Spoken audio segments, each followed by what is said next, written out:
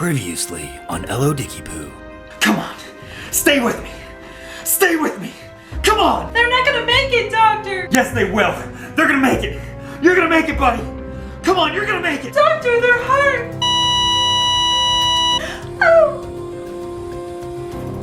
Calling him. Doctor, what caused this? They watched Rock-A-Doodle. Ah.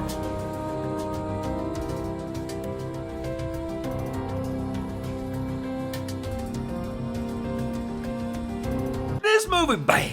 Okay, I mean, it is really bad. Growing up, this was one of the few Don Bluth movies I didn't have on VHS, so it was one I didn't watch very often. But if I ever saw it on TV, I was always interested to tune in. Now I own the DVD, and I want to do this! But come on, a country rock rooster hero with a huge evil owl as an adversary? It's like the Great Mouse Detective, except poultry. But what was the reason I wanted to watch this movie so much? So if you don't know the story, Chanticleer, a farm rooster, sings to make the sun come up. One morning he gets in a fight, forgets to sing, but the sun comes up anyway, making him look to be a fraud. So he leaves the farm depressed and shamed. Yet once the sun goes down again, it never returns, which means the Grand Duke Owl can thrive with no sunlight. We then cut to a live action segment where the story is actually a fairy tale told to a boy named Edmund who lives on a farm. In an attempt to get rid of a terrible storm, he calls for Chanticleer. Excuse me. However, the Grand Duke from the story shows up, turns Edmund into a kitten, where he says, I'm a furry. "Why do furries keep on showing up in my life?" "I'm looking at you, country bears." Edmund, now a furry, meets with the rest of the crew from Chanticleer's farm, where they go on a quest to find the singing rooster to bring the sun back. Well, that sounds like your standard quest for someone's story. There's one problem. He failed.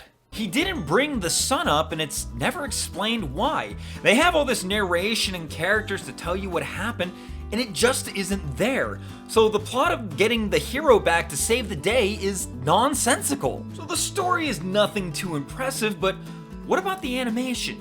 Well, it sucks too! I talked about my Thumbelina video how Bluth is a former Disney animator and knew how to animate on Disney's level, but something was amiss here. From what I saw, many of the voices don't really match up well with the lips of the characters, especially when Chanticleer is singing. It's barely even close. I've been everywhere, searching high and low. Could be the animator's fault, or probably even the voice actor's fault. Now, who voices Chanticleer anyway? Glenn Campbell? Being honest, this isn't the most impressive cast list here, but the big names they got are something. Having a country music legend to voice the main character is a bold move. Probably doesn't have much VO experience, so maybe that's why the voice and character don't match well. Phil Harris as the dog and narrator is nice, but of course my ear is trained to hear all his Disney characters like Baloo and Little John. Hey, snap your fingers! Little. I said Little John. The biggest name here has got to be Christopher Plummer as the Grand Duke, and sure, he was in Bluth's An American Tail, but Chris, you didn't have to do this one. You could have said, no, what does Bluth have on you? You monster. Even these big names can't save this abomination, though. Voice acting isn't even the biggest sin of this movie, if I'm being honest. Yet why did I want to see it so often when I was younger? Maybe it's the novelty. The novelty of this movie compared to other Bluth films is this is a live-action animated film.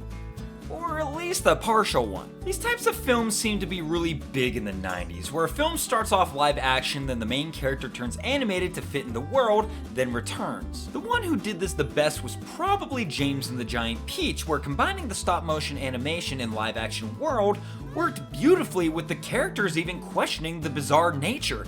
Whereas this movie, it looks like a person in front of a terrible green screen, and Edmund just doesn't belong there. That couldn't have been the appeal of this for me. What could it have been? I write the songs that make the whole. Oh yeah. It's gotta be the music, right? Just like any Bluth film in the past 10 years, original songs were a huge part of the creation. This was before Bluth and Barry Manilow did their partnership, starting with Thumbelina. Instead, these songs were written by T.J. Quenster, who also wrote the songs for All Dogs Go to Heaven. If there's anything positive I can say about this, is that the songs aren't terrible. The ones sung by Chanticleer sound just like ones Elvis would sing because, you see, he's supposed to be Elvis. A nice mix of country western with old rock and roll is a great blend for Glenn Campbell's voice. I'll even say the ones done by the Grand Duke are kind of fun. They are very pipe organ based and have a bounce to them.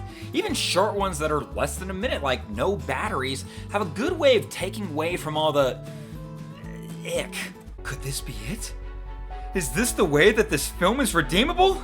What other movie was able to make the songs of their film redeem everything else that was so lackluster? Ow!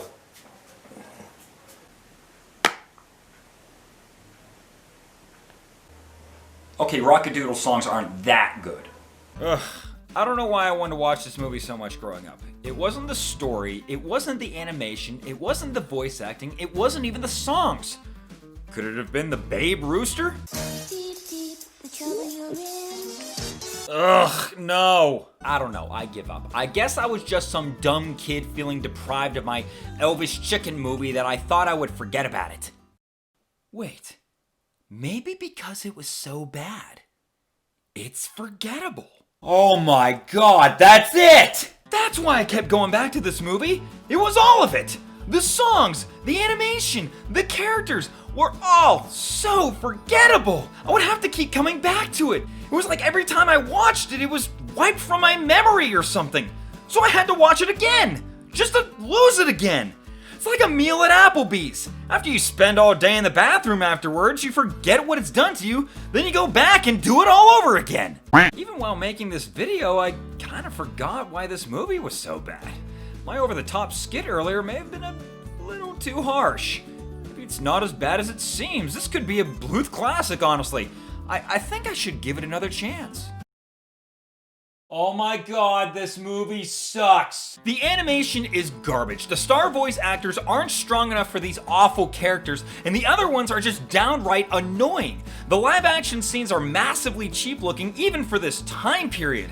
The songs are okay at best, and it's overall just an absolute waste of time with barely any entertainment value. You are never going to make me watch this movie again. I'd rather watch a story about penguins with Martin Short and John Belushi's brother singing Barry Manilow music than this thing. Every day begins with misery. Misery. Next time. So tell me guys, have you seen Rock-A-Doodle? Do you like it? And tell me why you like it. Just tell me in the comments below. As always, thank you guys so much for watching. Don't forget to like this video, helps with the algorithm, share it with your friends, and subscribe to my channel for more animation reviews, nostalgic content, and anything else I can come up with. Thanks everybody! Cock-a-doo, what a day. The sun is shining brightly. Cock-a-doo, sunny day. Down here on the farm. Cock-a-doo, stay away. You big old wet old rain cloud, or I'll cry loud with this voice of mine.